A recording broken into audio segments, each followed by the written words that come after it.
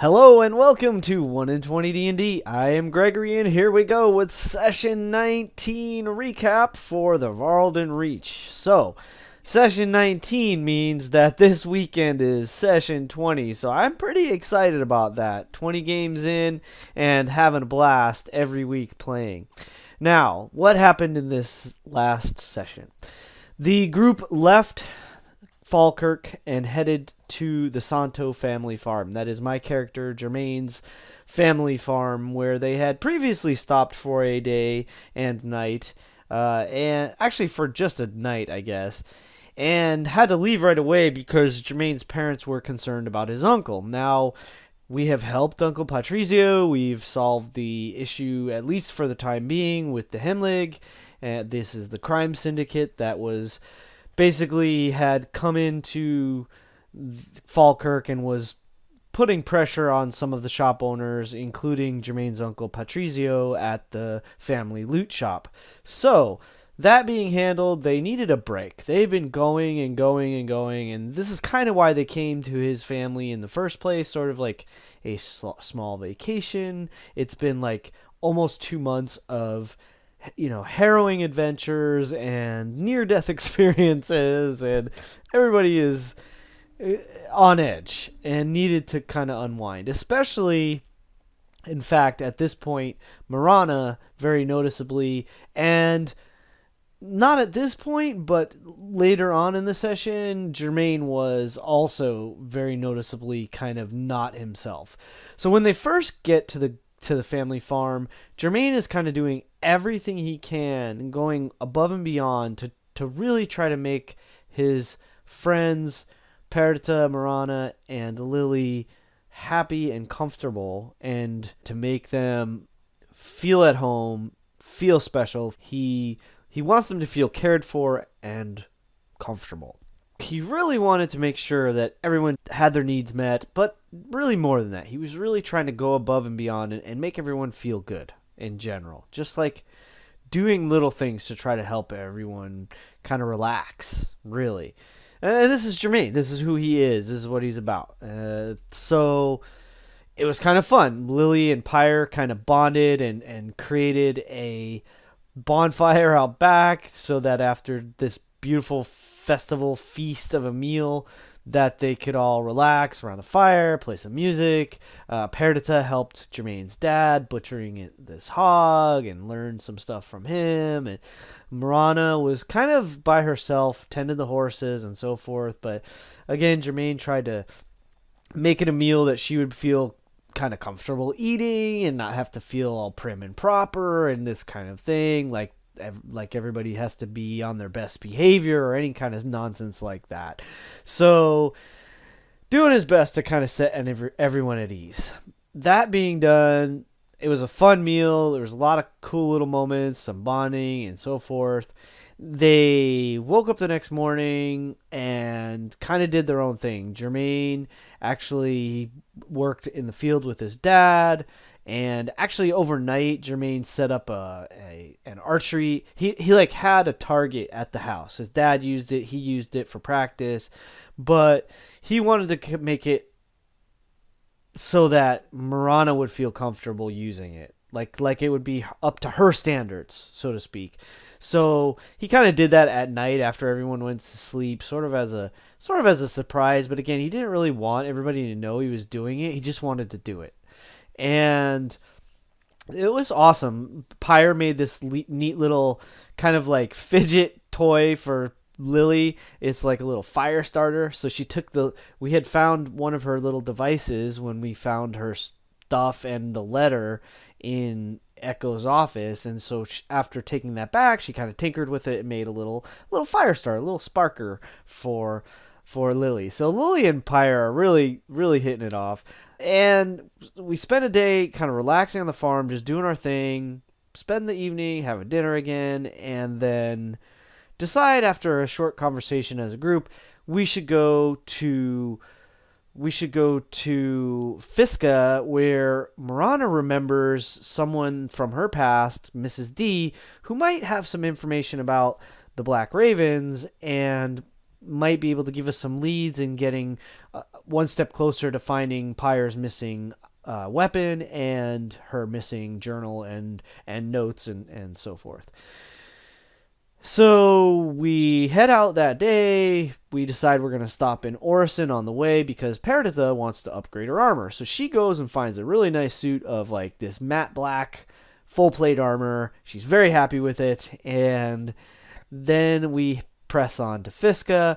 In Fiska, we have just a short conversation with this Mrs. D woman who, again, is from Marana's past. She kind of gives us a little bit of information, which is actually awesome. She ended up giving us 3 names of people that we might be able to talk with that could help us perhaps with a little more information about this Lyra person who is supposedly or we believe to be the leader of the Black Ravens, who potentially has a Pyre's gear. So this is the lead we're kind of following.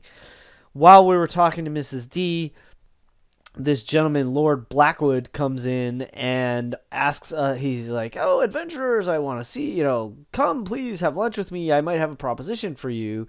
So we decide to humor him and have lunch with him, and turns out that he may have a lead on one of Zolo's like workshops or laboratories or something. Now, Zolo is kind of a figure from the history in the VÄRLDEN Reach, in Brennan, I suppose, as well, but for sure within the VÄRLDEN Reach, in this world that we're exploring.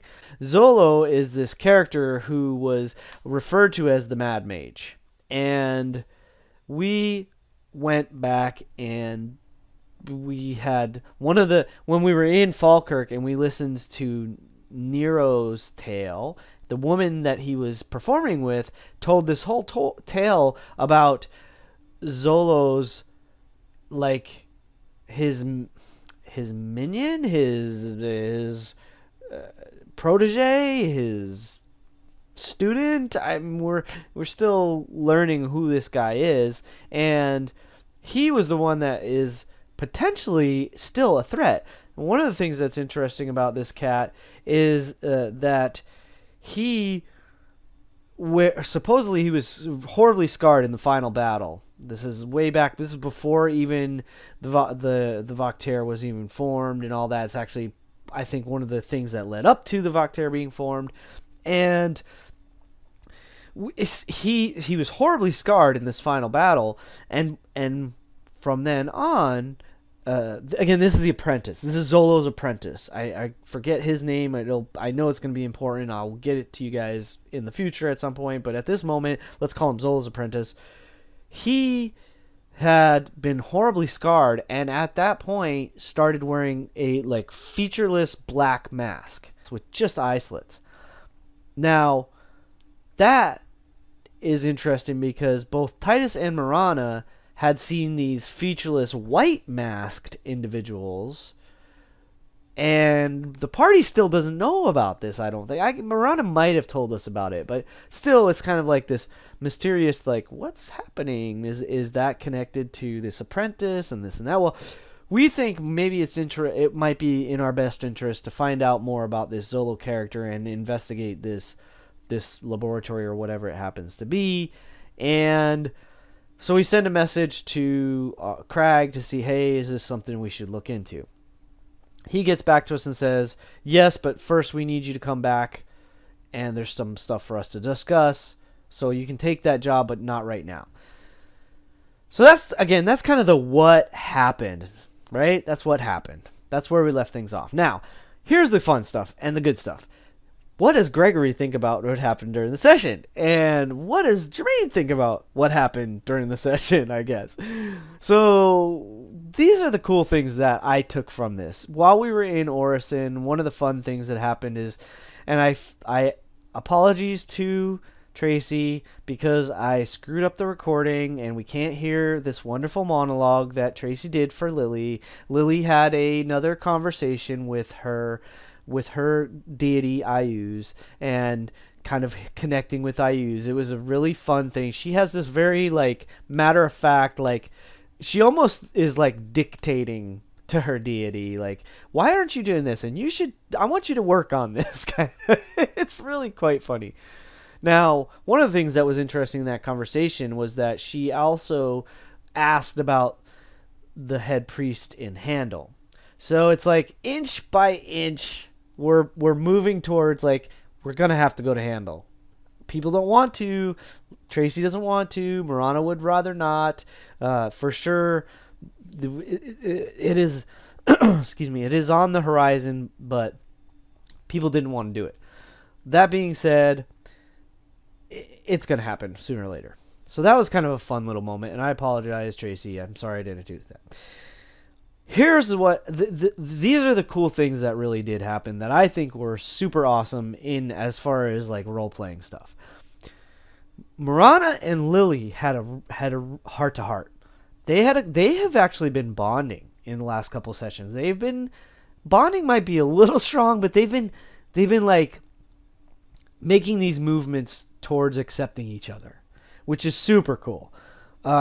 Lily confided in Marana about her slavery. She told Marana that she'd been a slave for 27 years. So we players have gotten some new information about Lily that's like, oh my goodness. But only Marana knows about it at this point.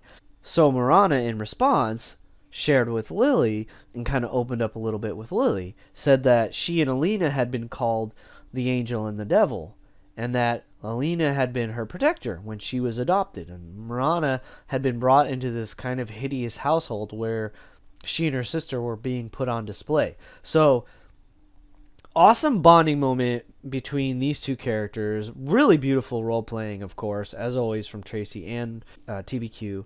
So, just wonderful stuff happening. What I thought was super cool about this is that so Gregory has a little bit of an insight. Now Jermaine isn't going to really have this insight, but Gregory has this little bit of an insight.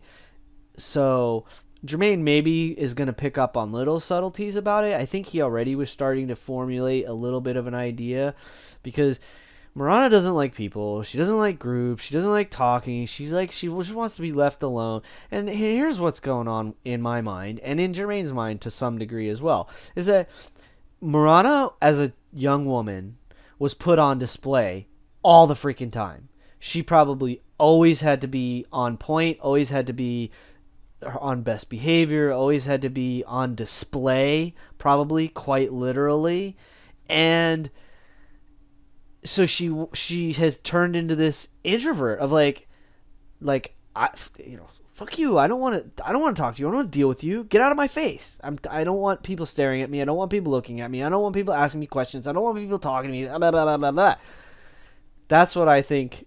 That's me, but doing my version of Marana. But I think that's basically, in a nutshell, what a big part of her issue with, like, why she's so seclusive, why she's such a, wants to be a hermit in a lot of ways.